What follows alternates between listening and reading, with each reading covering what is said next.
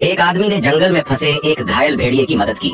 इसके बदले में भेड़िया उसे बताता है कि अगर वह घने जंगल को पार करके 3 ऊंचे पहाड़ और 3 बड़ी नदियां पार कर ले तो एक ऊंची पत्थरों की चट्टान के ऊपर उसे पुनर्जन्म का जल मिलेगा जो हर कोई पाना चाहता है।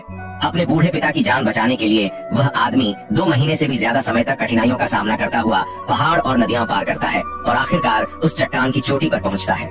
वहां उसे एक अजीब सी गुफा दिखाई देती है। गुफा का द्वार किसी राक्षस के खुले मुंह की तरह डरावना लगता है, लेकिन आदमी को कोई डर नहीं है। उसे हर हाल में पुनर्जन्म का जल पाना है ताकि उसके पिता फिर से स्वस्थ जीवन जी सकें। इस विश्वास के साथ वह आदमी गुफा के अंदर बढ़ता है। रास्ते में कई मरे हुए साहसिक यात्रियों के कंकाल पड़े होते हैं जो खतरे का संकेत देते हैं। गुफा के अंत में 2 बाल्टियां रखी होती हैं। एक प्राचीन लिखावट से उसे पता चलता है कि एक बाल्टी में अमृत देने वाला पुनर्जन्म का जल है और दूसरी में मृत्युदायक 100 जड़ी बूटियों का जहर। ज्यादा समय न गनवाते हुए वह एक घड़ा भरता है और जल्दी से वहाँ से निकल जाता है। जैसे ही वह बाहर आता है तेज आंधियां चलने लगती हैं और एक 3 सिरों वाला राक्षस प्रकट होता है।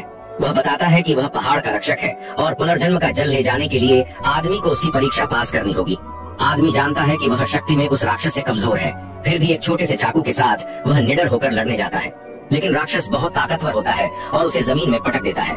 संकट की घड़ी में आदमी याद करता है कि उसके पास पुनर्जन्म का जल है। वह तुरंत उसे पी लेता है और उसकी ताकत कई गुना बढ़ जाती है।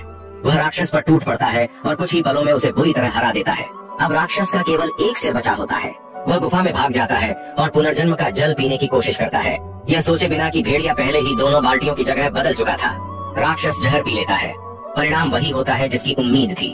आदमी राक्षस को हवा में उछालकर जमीन पर पटक देता है। टक्कर इतनी जबरदस्त होती है कि पूरी चट्टान हिल जाती है, गुफा गिर जाती है और सब कुछ खत्म हो जाता है। आदमी घायल भेड़िए को गोद में उठाता है और उसे पुनर्जन्म का जल पिलाता है। अगले ही पल भेड़िया चंगा और ताकतवर हो जाता है। उसकी मदद से आदमी फिर से पहाड़ और नदियां पार करता है और कुनलुन पर्वत के नीचे अपने गांव लौटता है। लेकिन तब तक उसके पिता की हालत बेहद नाजुक हो चुकी होती है। जब वह घड़ा देता है तब तक वह खाली हो चुका होता है, मगर पिता को कोई दुख नहीं होता। वह पहले ही सब कुछ स्वीकार कर चुके होते हैं।